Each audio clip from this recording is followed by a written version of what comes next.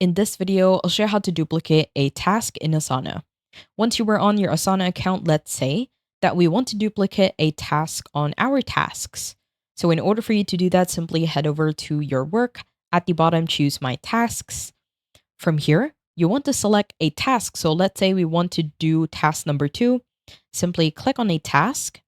Now on the right hand side, it will show you all of the information within that task. From here, head over to the top bar.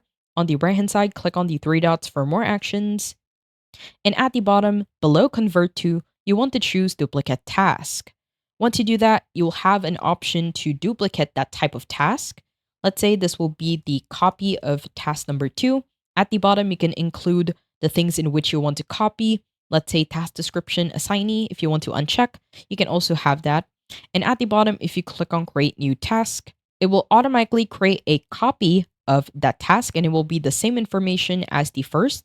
What we just changed is the title. I hope you found this tutorial helpful. Please let me know if you have any other questions in the comment section below, and I will try my best to help you out.